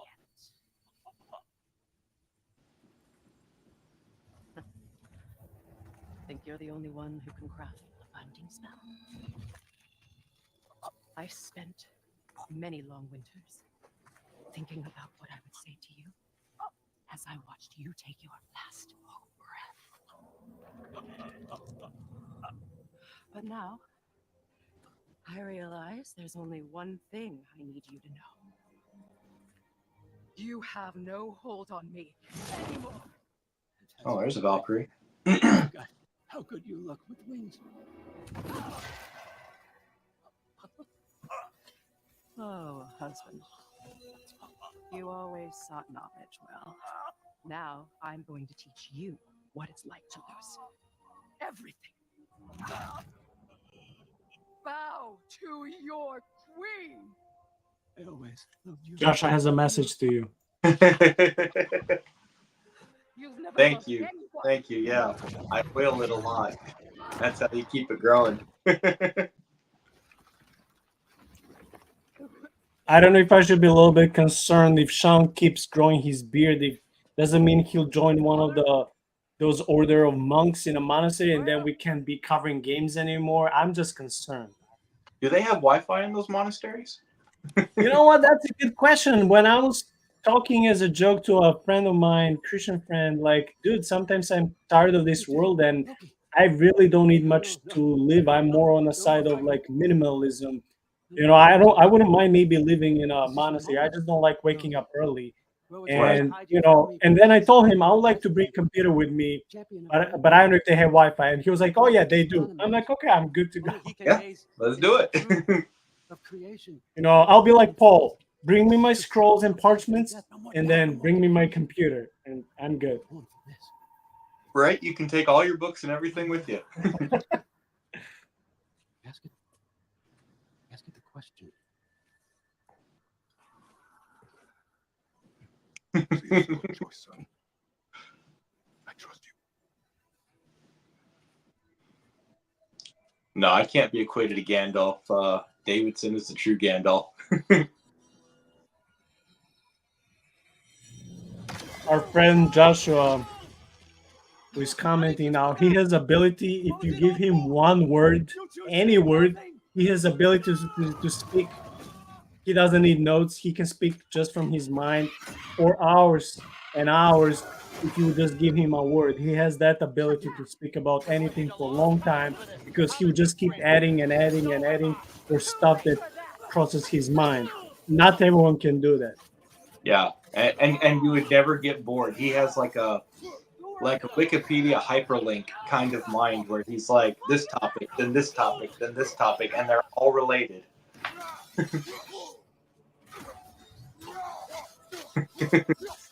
Shaun, you're Blando. Blend. I'll take it. 3 against 1. Don't forget me. What did you call me? That one's for throw. Hey, that's why you're preaching in your church, right? So you have to use the gift of storytelling. That's right. Use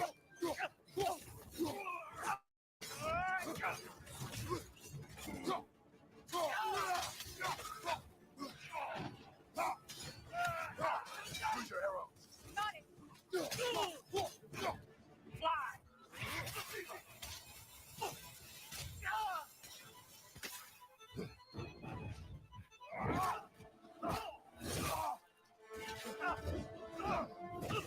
Don't get it! No!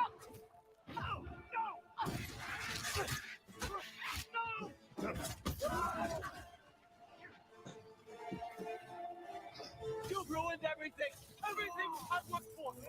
Everything I've killed for! I just wanted answers!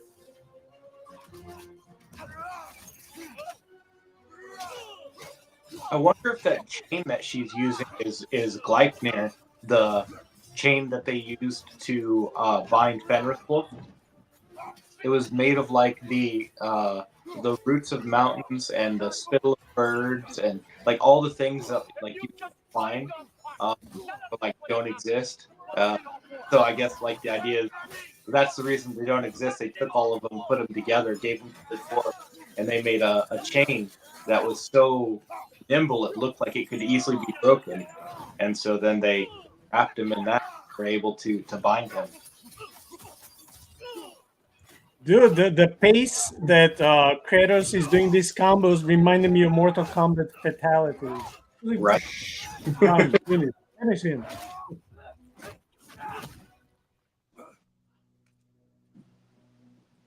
This was our chance, Loki. I could have had my answers. I could have learned the truth. You took that away from me. I could have made things better.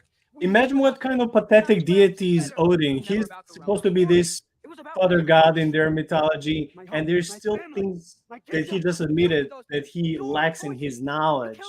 And he's like supposedly this most high god. Like, how disappointed you must be if you're a devotee of such a deity. I don't know. Right.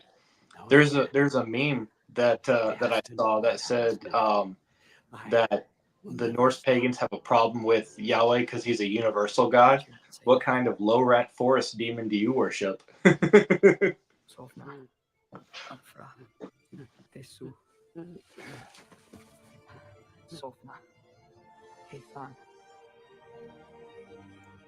We'll be done in 20 minutes, and I have to say that because of you guys, three of you in the live chat, I really enjoyed this episode, and time went so much faster. So thank you. Absolutely. I was kind of, to be completely vulnerable and honest, last Saturday episode on the Crimson Desert, which Shaun and I covered, didn't get any live chat, didn't get many likes, didn't get many view time, and I was discouraged. I'm like, man, do people not want to see more gaming being analyzed from a biblical and Christian and religious perspective? And I'm like, but let me try. We're still developing this segment. So tonight is completely opposite from last Sunday, and that doesn't mean that Crimson Desert is a bad game. It looks like a phenomenal new RPG game. Maybe it was just bad timing because we did it Saturday night when people are hanging out with friends, with families. I don't know, but I was feeling discouraged, and now I feel encouraged. So I just want to say thank you. You know why that was? It was because Cliff's invincible shield was blocking people from clicking on the link. Yes, we need 78. I'm sorry, I'm still healing. My voice is still healing. We need 78 more people until 1K. Please subscribe and share the links and comment so we can hopefully break that YouTube algorithm. Oh man, thank you, Josh, for that. Yeah, that's a huge milestone for the channel. Getting 1,000. That's amazing. I think after 1,000, it should be like a snowball effect. Yeah. It should be a little bit easier to get more and more people. Yeah. But we'll see. And I'm sure there's a lot of people that would love the channel that just don't know about it. Follow me, quickly. Yeah, like this brother, I don't know how he found us. What is his name? I forgot. Nathan. Yep. I don't know how he found us, but that reminded me a month ago when we did those two episodes on defending the Divine Council Worldview and Dr. Heiser. We had Orthodox priest Father DeYoung who came in the chat. So I said, please, Father DeYoung, tell us how did you find out about, because this podcast is a humble one. I'm not going to lie. Oh, so he said, oh yeah, I was just sitting home doing something, and then the YouTube recommended this channel, and he joined us in the chat while we were going live. And I was like, wow, praise God. So maybe Nathan found us in the same way, like just just being on YouTube, and YouTube, boop, here's this channel if you like it. And that was so cool for me as a Lord of Spirits fan and someone who reads Father DeYoung's books. That was so awesome. Somewhere here in the hold. He'll be glad to We see happen to pop up on your feed. Well, thank you. When you say pop up, I'm thinking one of those Funko, Yeah, Funko Pops, bobbleheads. Yeah. I was looking here, and I think I have only one. Oh my gosh, I totally have Thor. I forgot. Oh, such a missed opportunity. Oh my gosh. It's not How did we all Funko. get here? Oh, it is. Towers, your friend with the really big wolf. Yeah, when we did the stream with Ben, he had all of his Funko Pops ready to go for the Stranger Things. Others have begun Yeah. to set camp further in the hold. Is there any chance Freyr? I'm afraid he was lost, Atreus. In the meantime, I bought so many little figurines, and there's just everywhere, and I forgot I had Thor. Oh wow. She's still out there, you know. Not for long. Freya spoke about it earlier. Genau will meet her end. One way or another. I'd kill to see that fight.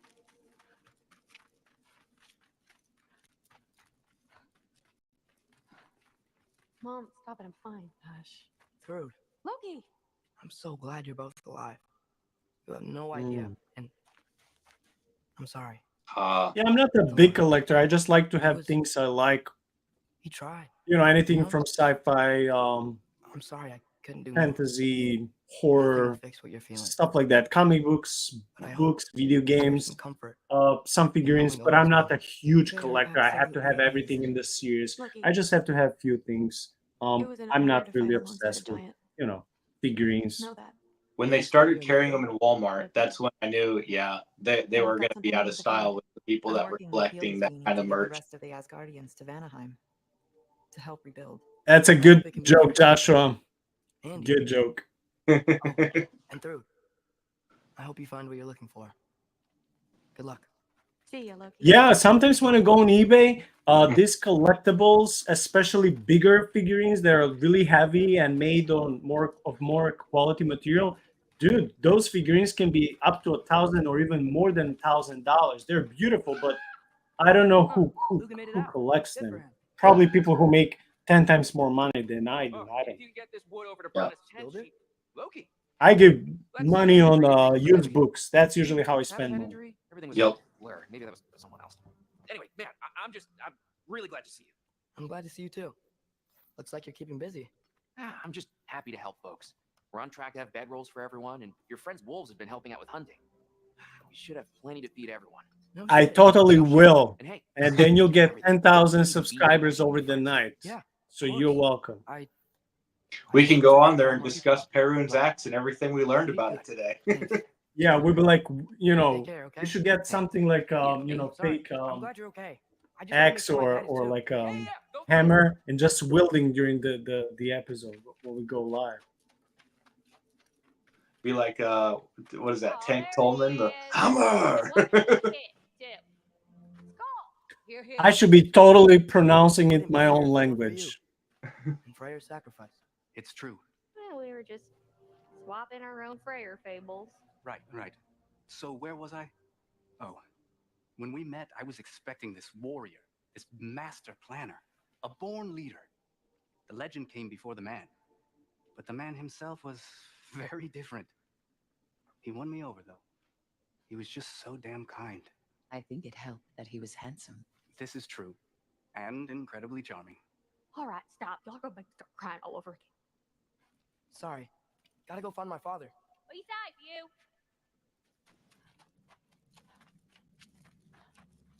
Y'all remember that time? I'm pleased to see you awake. Freya. It was his choice. I couldn't take that from him. He saved us all. I'll never forget that. The family I thought I had was taken from me piece by piece. But there's comfort in the family I've chosen. Your mother was right, you know. You grew into that bow after all. You are a formidable warrior, but even more than that, you have a good heart. Nothing you've endured has changed that. I'm so proud of the man you've become, Atreus. Thank you for everything. I should find my father. You should. Atreus! Oh, you gave us quite a scare there. Glad to see you too, Mimir. Listen. Shaun, do you know who is this talking What head? else did you Because expect from again, the I smartest didn't man play the alive? game and I don't know Just the because lore you're like smart. you do. Is it You just the listened to head? Mentored me. And It is just Okay. the head. So that's Mimir. you're basically another dad to me. Lad. No. He, Yeah, it did say Mimir. So is he like so much. personified wisdom in Nordic brother. Yeah, theology? Mimir. yeah, it was You too, Odin's. Mimir. I think it's Odin's father-in-law or something like that, and he had a well that contained all the wisdom of the world at the base of Yggdrasil, and so Odin went there, and I can't remember the story of how he lost his head, Okay. but basically Odin brought his head back with him to Asgard. Yeah, we know. Maybe one of these days I'll surprise you. You already have. I'm glad this wolf is on their side. Right?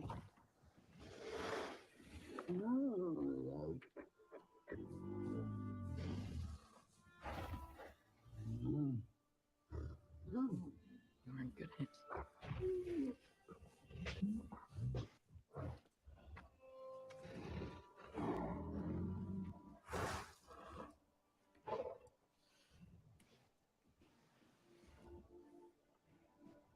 Thank you for saving us.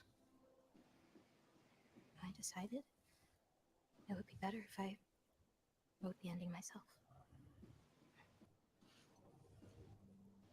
You haven't told your father yet, have you?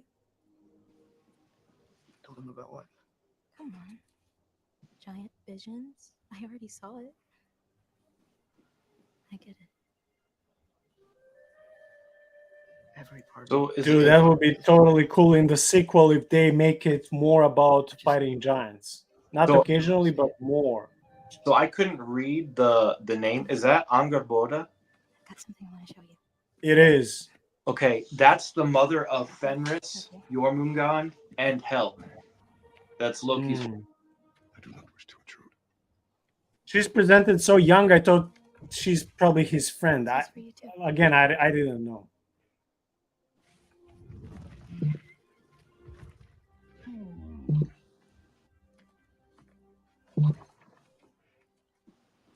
Atreus, I am glad you are well.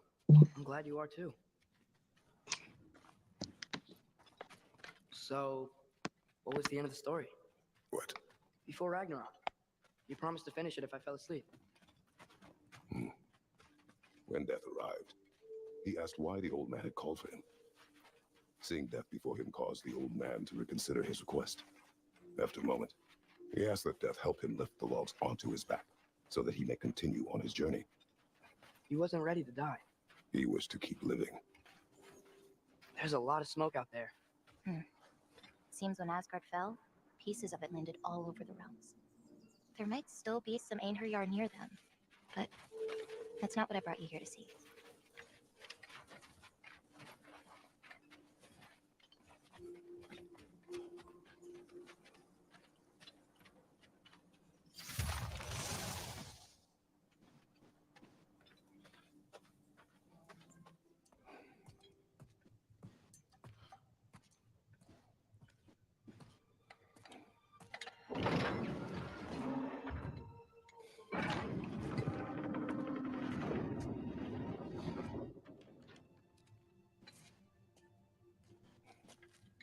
Mother?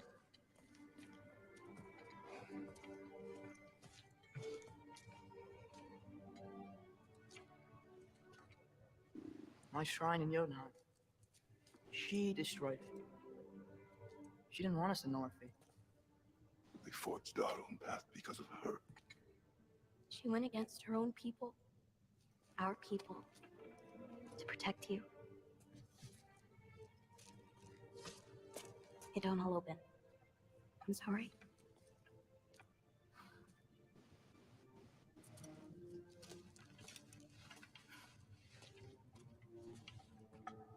Father, I need to talk to you about something. There are other giants out there, and I've got to find them. I think I know where to look, but they're my responsibility. I need to do this alone. I don't want to do it alone, but I need to. It's hard to explain. Does it frighten you? Yeah. That is why you must do it. Like you taught me. Yeah. We survived today because of your choices. Who to trust, who to call friend. Son, you are ready.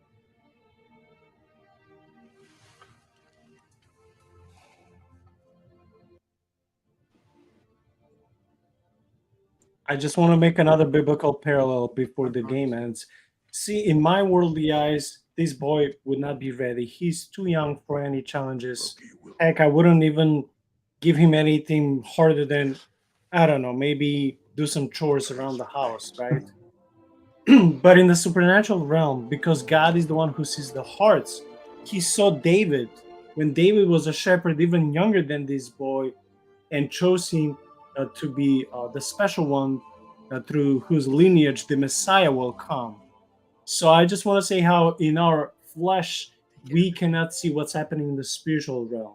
We can't until God opens our eyes, so to speak, so we can see what is there. So, like for me, I would never think in reality that someone of that age could be prepared for anything than just go to school, maybe clean your room, stuff like that. But this perfectly actually resembles the Bible, how God will pick young people. Mary was young, David was young, Prophet Samuel, how old was he when God called him 3 times, right? Because God sees their hearts, not that they're perfect in any way, but God sees who is for a special task good to faithfully carry on that mission, and who will be able to say yes to God when God comes knocking on the door, so to speak. So I was just thinking about especially the Old Testament, New Testament, but especially Old Testament parallels with this section when he's like, I'm ready to go and fight giants. Because I would say, no, you're not, but he could be, So that's interesting how without that spiritual perspective, our eyes of flesh can deceive us. We see, but actually we don't see. Yeah.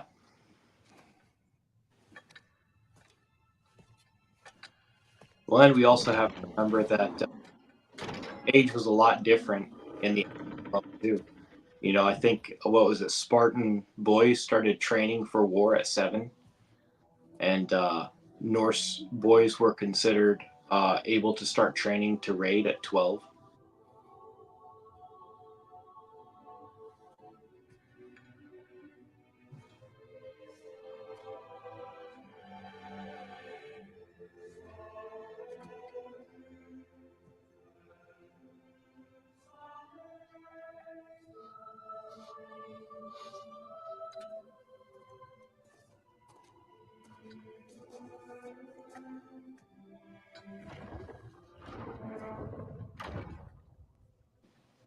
What did you see in there, brother?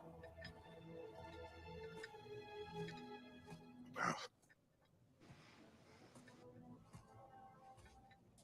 One I had never imagined. And what now? There is much to do. Much to rebuild. By the way, this is the message for Joshua. We finished with the outline today for Sunday, so I'll be emailing it to you if I can just find your email. but I should have it somewhere. So I'll email it to you as soon as I'm done with this broadcast. So yeah.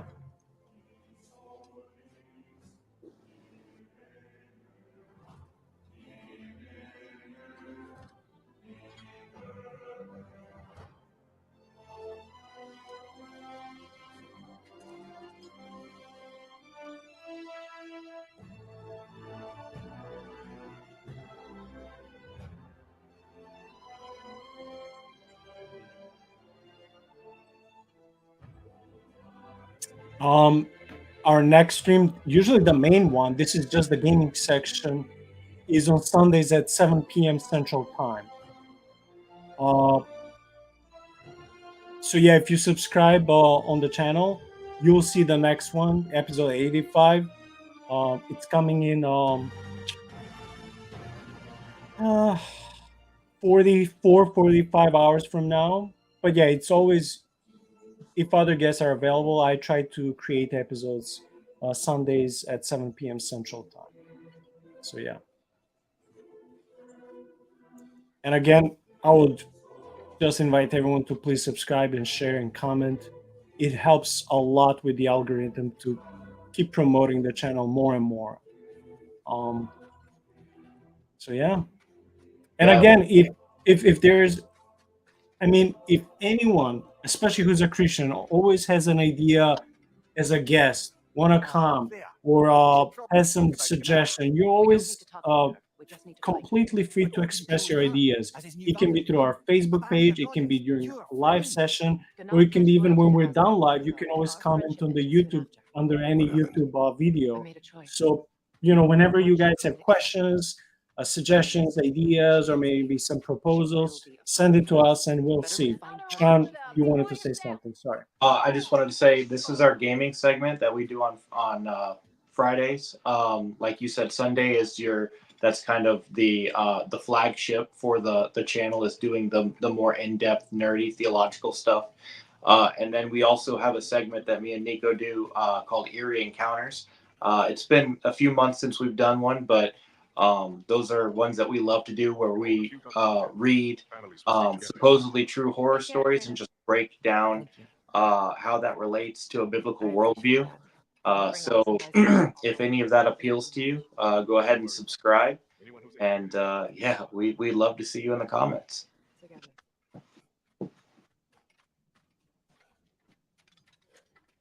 Oh, that was like a friendly rebuke. That's a long overdue. Yeah, it was. Because okay, I'll be very honest. I do a full-time job, then I do a side job, which is not always, but I do it occasionally. Then I do podcasts. I prepare material. I read books. I invite guests. I write outlines. It's a lot of work. I feel back like I'm in school or having a third job. And then we started a month ago this gaming section. So trust me, I want to do spooky stories. I enjoy them. There's simply not enough time or energy. Or even if I would want to do it, Shaun's and my time always don't just click to be together. So usually when I can do episodes will be Friday and Sunday evening. I work Saturdays all day, which sucks. I can't change it. It is what it is. So please pray God gives me a new job. I've been praying for a ministry position. So far, nothing. No one wants me. It is what it is. But yeah, I'm trying. The thing is, with episodes, I don't want to do them by myself because it's so much more fun when I have at least one guest or one co-host like Shaun. So that's why I have to always ask others, when can you join? Do you think you'll have time here and there? So I have to bug others so we can make these episodes. And that's not always easy because people have lives, churches, families, kids, jobs. People get sick. Like I'm still getting, still not completely healed. So I want to go back to horror stories, but I don't know when. So we'll have to figure it out. Yeah. I would call friend. Maybe if one of you guys want to volunteer when Shaun is busy, let me know. I don't know. We'll see. This world is a darker place for you leaving it. We're taking him to the Sfared Sands.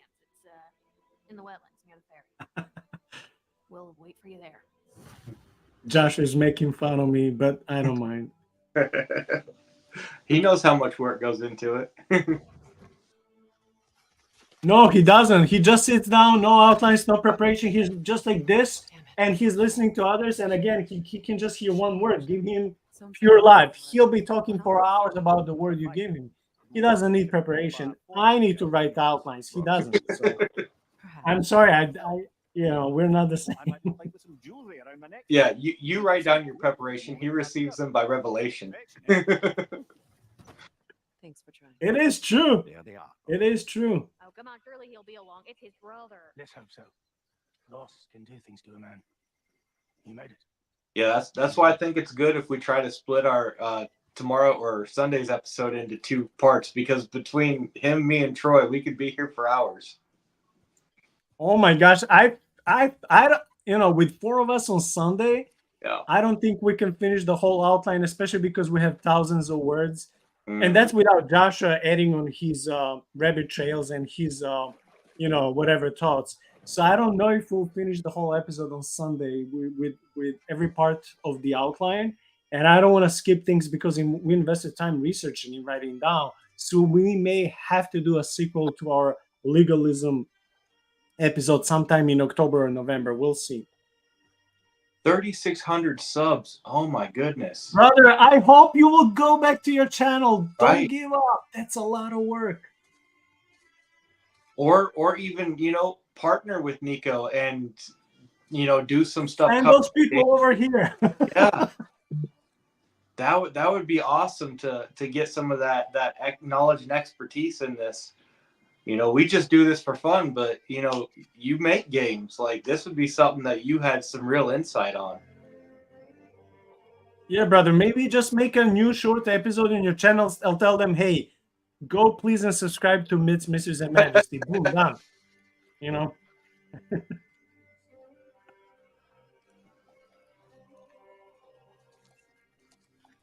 Oh, I see.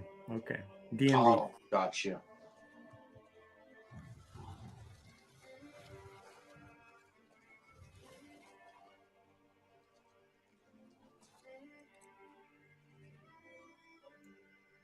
Well, I don't know if you're joking, but if you do it, thank you so much. I don't know again if you're joking, but if you do, thanks.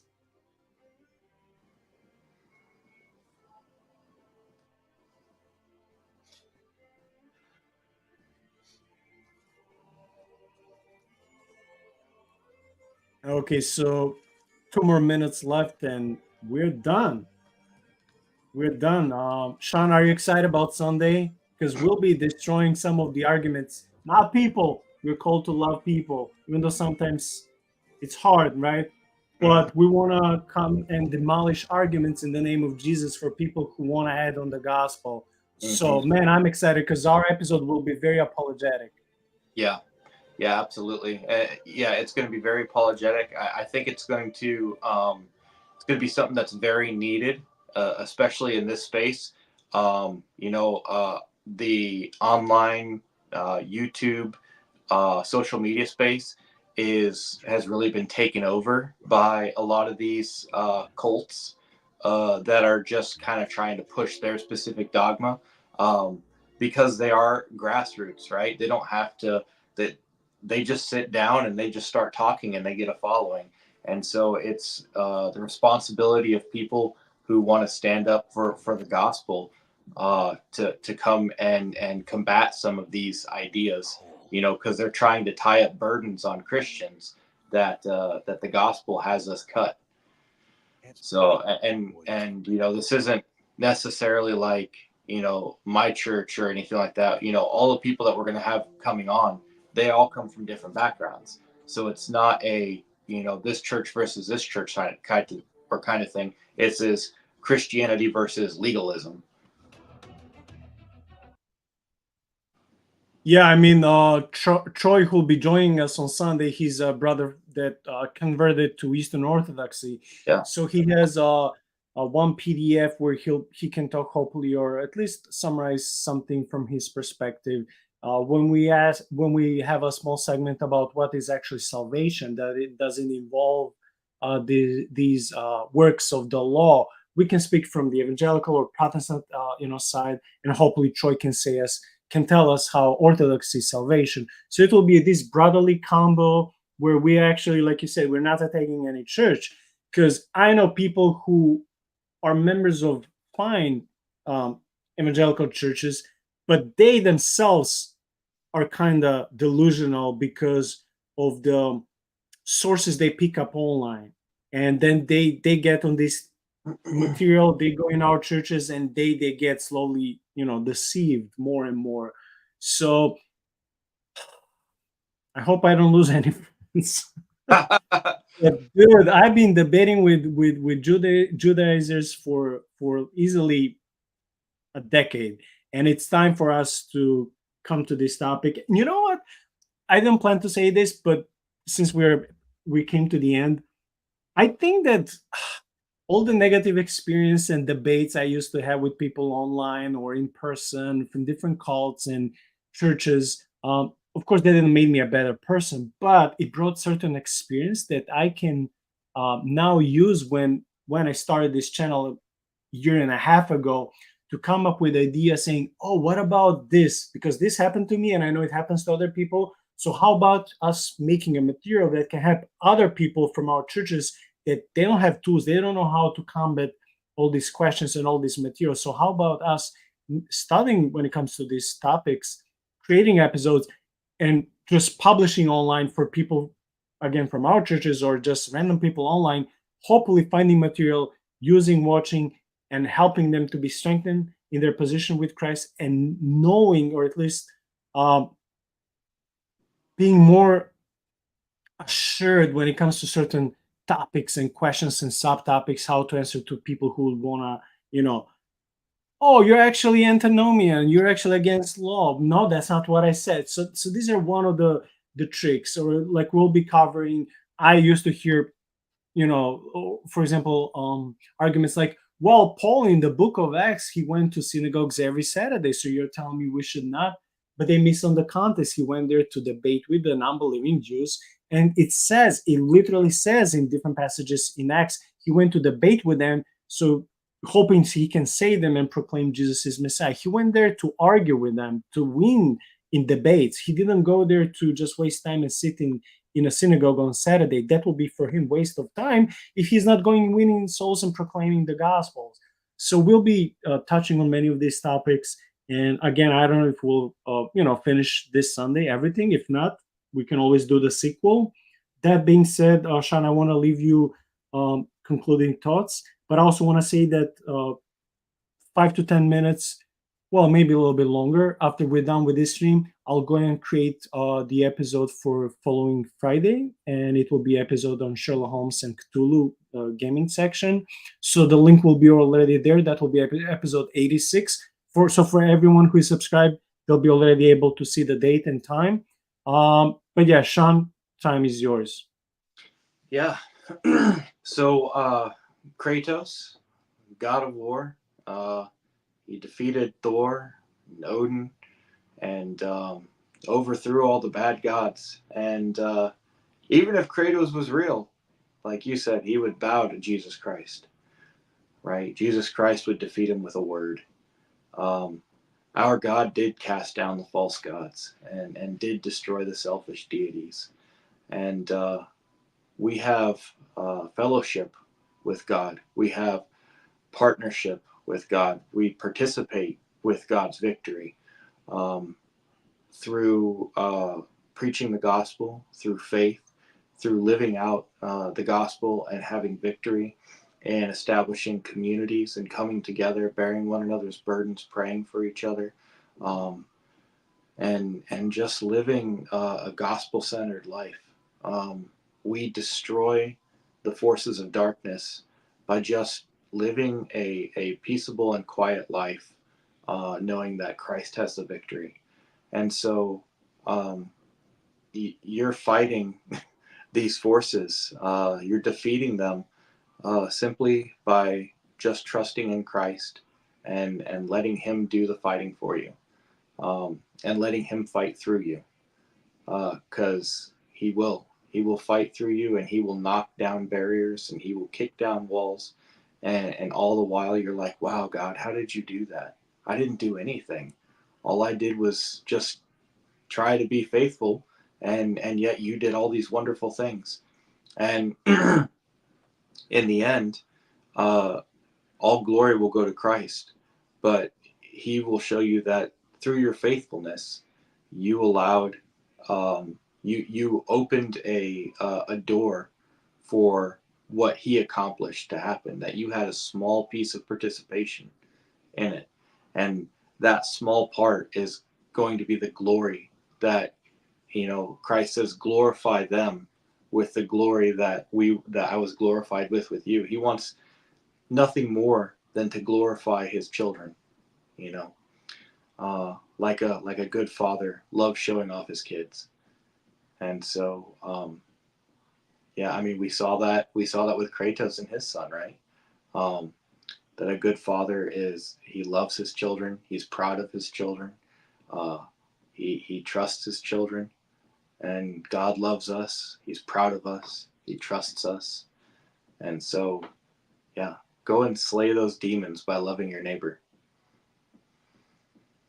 Amen. I just want to say what a big difference between Kratos and his son and Odin and Thor, because Odin stabbed his own son, right? Because he wasn't obeying him. Thank you for watching Gospel, Gods, and Games. Sorry again for my throat. We'll see you Sunday when it comes to this legalistic episode. And we'll see you next Friday on our gaming analysis of Sherlock Holmes versus Cthulhu. That being said, God bless you. Thank you.